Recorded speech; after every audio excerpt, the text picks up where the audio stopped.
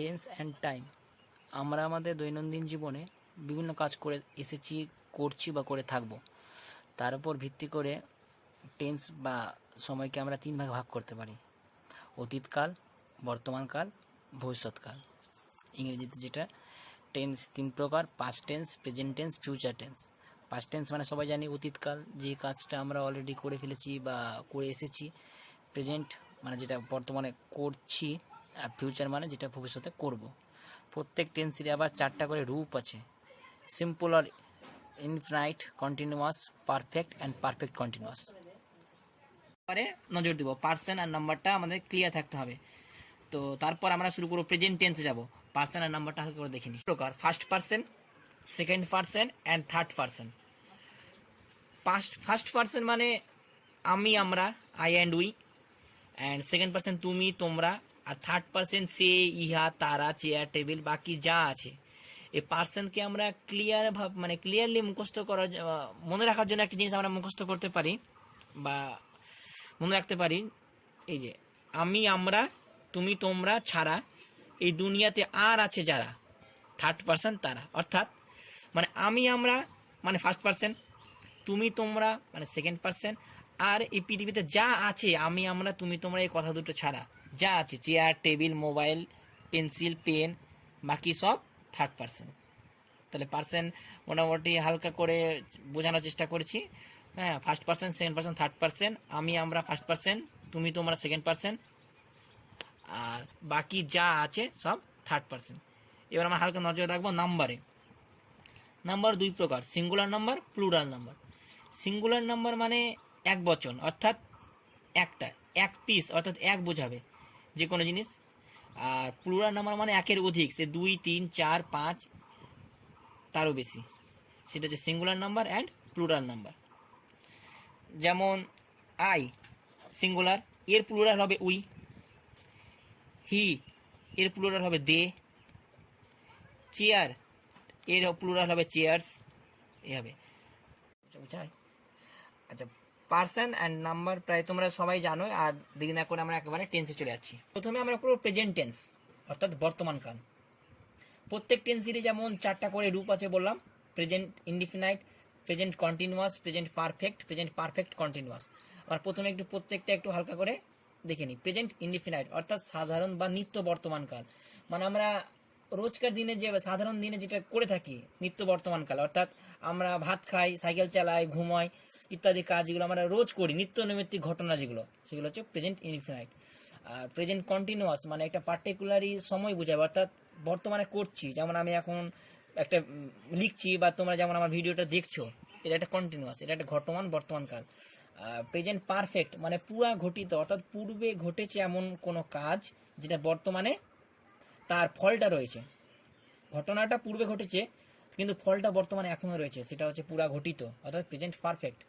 And present perfect continuous হলো পুরা ঘটিত ঘটমান বর্তমানকাল, অর্থাৎ যে কাজটা পূর্বে ঘটেছে কিন্তু তার ফলটাও আছে এবং তার কাজটা এখনো বর্তমানে চলে যাচ্ছে।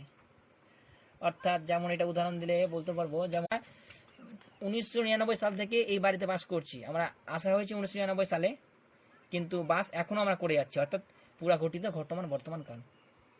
তো আমরা প্রেজেন্ট ইনডিফিনাইট অর্থাৎ সাধারণ বা নিত্য বর্তমানকাল। আমরা একটা কমন উদাহরণ এখানে চুজ করেছি, যেমন আমি ভাত খাই। এটা সবাই প্রত্যেকে তোমরা জানো, একটা কমন উদাহরণ আমি ভাত খাই। যেমন এটা একটা আমাদের নিত্য নৈমিত্তিক একটা কাজ, আমরা ভাত খাই, এটা হচ্ছে প্রেজেন্ট ইনডিফিনাইট। এর আমি ভাত খাই এর তিনটে রূপ হতে পারে, চারটে রূপ হতে পারে: পজিটিভ, নেগেটিভ, ইন্টারগেটিভ। অর্থাৎ হ্যাঁ বাচক হতে পারে, না বাচক, হ্যাঁ প্রশ্নবাচক, না প্রশ্নবাচক। এটাকে যেমন আমি ভাত খাই হ্যাঁ বাচক। এরও আর একটা রূপ হতে পারে আমি ভাত খাই না, এটা না বাচক। আবার আমি কি ভাত খাই হ্যাঁ প্রশ্নবাচক। আবার আমি কি ভাত খাই না, না প্রশ্নবাচক। এই প্রশ্নের বিভিন্ন রূপ হতে পারে, বিভিন্ন প্রশ্ন করা বিভিন্ন পদ্ধতি। তো আমরা প্রেজেন্ট টেন্সে যে চারটা ভাগ পেলাম: present indefinite, continuous, present perfect and present perfect continuous. তার আজকে আমরা প্রথমে প্রেজেন্ট ইনডিফিনাইটটা আজকে আমরা করব। প্রেজেন্ট ইনডিফিনাইটের যে চারটা ভাগ: হ্যাঁ বাচক, না বাচক, হ্যাঁ প্রশ্নবাচক, না প্রশ্নবাচক। তার তো আমরা এলাম হ্যাঁ বাচকে। হ্যাঁ বাচকের আমার একটা যে রুল, অর্থাৎ এস মানে সাবজেক্ট, ভি মানে ভার্ব, অবজেক্ট, আর ইটিসি মানে এটসেট্রা, যেটা আলাদা ইত্যাদি বাক্য যেগুলো থাকে। তো সাবজেক্ট বসাবো প্রথমে, যেটা ইংরেজি বাক্যে যে লাইনটা হবে তাতে প্রথমে সাবজেক্ট হবে, তারপর ভার্ব হবে, তারপর অবজেক্ট, তারপর এটসেট্রা। আমরা একটা সাধারণ একটা উদাহরণ নিলাম, যেমন আমি ভাত খাই। এটা একটা প্রেজেন্ট ইনডিফিনাইট টেন্সের হ্যাঁ বাচকের একটা উদাহরণ। আমি ভাত খাই, এটা একটা নিত্য বর্তমানকাল। তো আমি ভাত খাই, এখানে আমিটা হচ্ছে সাবজেক্ট, ভাতটা হচ্ছে অবজেক্ট, অ্যান্ড খাইটা হচ্ছে ভার্ব। তো আমাদের রুল কি বলছে, আমিটা সাবজেক্ট, তাহলে আগে সাবজেক্ট বসাতে বলছে, তাহলে আই। তারপর বলছে ভার্ব, এখানে ভার্ব কোনটা, আমি ভাত না খাই, কোনটা ভার্ব, খাই ভার্ব, খাই ইংলিশ ইট, তাহলে আই ইট রাইস। নেক্সট আরেকটা উদাহরণ, তুমি বই পড়ো। সাবজেক্ট কি বলছে, আগে সাবজেক্ট, রুল কি বলছে, সরি, রুল বলছে সাবজেক্ট বসাও, অর্থাৎ সাবজেক্ট কি এখানে তুমি, তাহলে ইউ। তারপর ভার্ব কোনটা, পড়ো, পড়োটা ভার্ব, তাহলে ইউ রিড। আর তারপর অবজেক্ট বুক। এই বাক্যে কোনো এটসেট্রা বা ইত্যাদি কোনো আলাদা কোনো বাক্য যেহেতু জুড়ে নেই, তাহলে ইটস এর প্রয়োজন নেই, তাহলে ইউ রিড বুক। নেক্সট আরেকটা আছে, সে জল পান করে। এই উদাহরণটি করার আগে তোমাদের আরেকটা জিনিস বোঝা উচিত, যে দেখো সে আছে, অর্থাৎ যেমন আমি তুমি ছিল আগের উদাহরণে, এই উদাহরণে আছে সে, অর্থাৎ এটা থার্ড পার্সন সিঙ্গুলার নাম্বার। তো তোমাদের লক্ষ্য রাখতে হবে যে প্রেজেন্ট ইনডিফিনাইট টেন্সের হ্যাঁ বাচকের ক্ষেত্রে সে থার্ড পার্সন সিঙ্গুলার, পার্সেন্টেজ যদি থার্ড পার্সন হয় এবং সেটা অবশ্যই সিঙ্গুলার হতে হবে, প্লুরাল হলে হবে না। যেমন সেটা হচ্ছে থার্ড পার্সন প্লাস এটা একটা সিঙ্গুলার, তাহলে থার্ড পার্সন সিঙ্গুলার সাবজেক্টের সাথে যে ভার্ব থাকবে সেই ভার্বের সাথে এস বা ইএস যুক্ত হবে। অর্থাৎ রুল দেখো, আবার রুলে কি বলছে, সাবজেক্ট বসাও সে হি। তারপর ভার্ব কি এখানে, পান করা ইংরেজি ড্রিঙ্ক, তাহলে এখানে হি ড্রিঙ্ক হবে না, ড্রিঙ্কের সাথে একটা এস বা ইএস হবে, তাহলে এখানে একটা এস হবে, হি ড্রিঙ্কস ওয়াটার।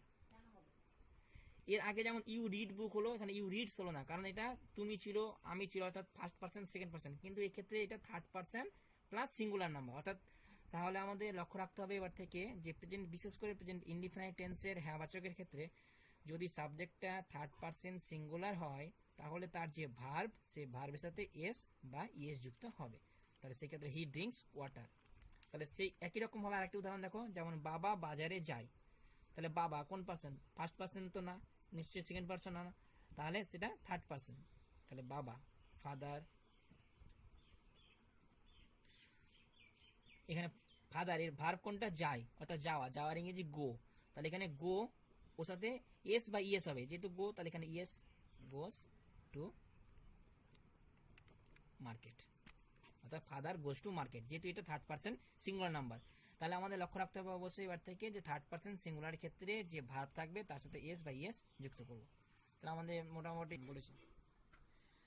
আচ্ছা, এবার তোমাদের কোশ্চেন হতে পারে যে কোথায় ইয়েস দিব, সেটা তোমরা নিশ্চয়ই জানো, সিঙ্গুলার থেকে প্লুরাল দিকে গেলে কি করে করতে হয়, এস কোথায় হয় ইয়েস কোথায় হয় সেটা তোমরা নিশ্চয়ই শিখেছো। তবুও আমরা আরেকটি ভিডিওতে আমরা অবশ্যই সেটা নিয়ে আলোচনা করব। হ্যাঁ, তো বেশ, আমাদের হ্যাঁ বাচক হয়ে গেল, এবার আমরা না বাচকে যাব।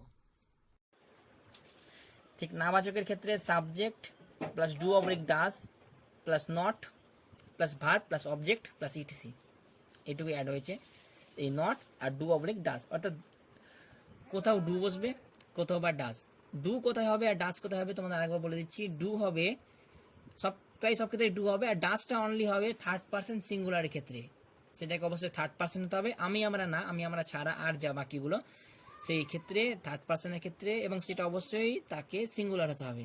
যেমন হি ইট সি, সেটা অবশ্যই সিঙ্গুলার হতে হবে, তাহলে সেক্ষেত্রে ডাস হবে, আর বাকি সব ক্ষেত্রে ডু হবে। তো আমরা সেই বোঝার সুবিধার্থে সেই একই উদাহরণগুলোকে নিয়েছি নাবাচক শুধু রূপ দিয়ে।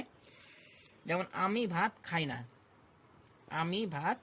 না, তাহলে এক্ষেত্রে আমি সাবজেক্ট, ভাত অবজেক্ট, খাই না খাওয়াটা একটা ভার্ব।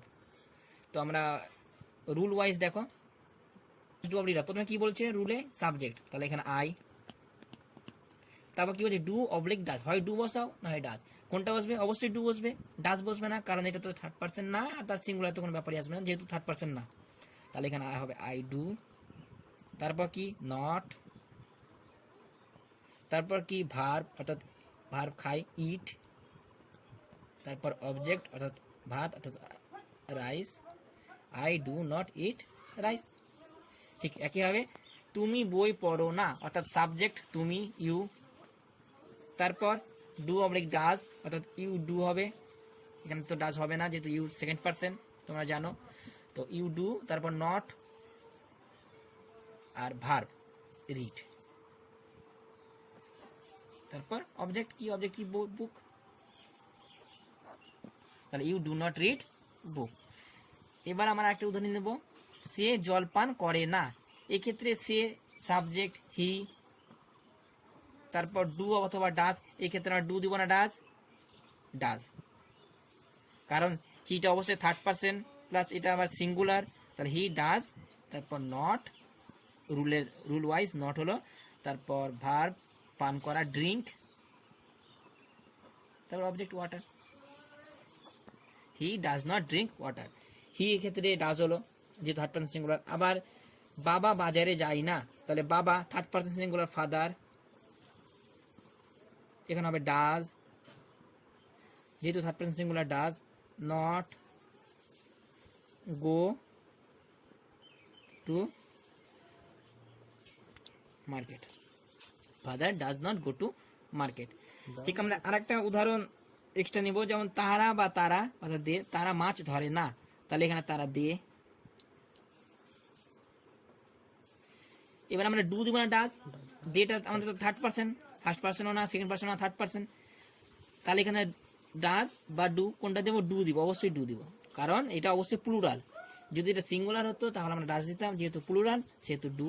তারপর যেভাবে rule wise do not catch, catch verb, do not catch fish, they do not catch fish, তাহলে আমাদের নাবাচক হয়ে গেল। তোমরা এই ভিডিওর পরবর্তী অংশ হ্যাঁ প্রশ্নবাচক ও না প্রশ্নবাচক পরবর্তী ভিডিওতে। আর ভিডিওটি শেষ করার আগে একটি রিকোয়েস্ট, হ্যাঁ প্লিজ সাবস্ক্রাইব মাই চ্যানেল।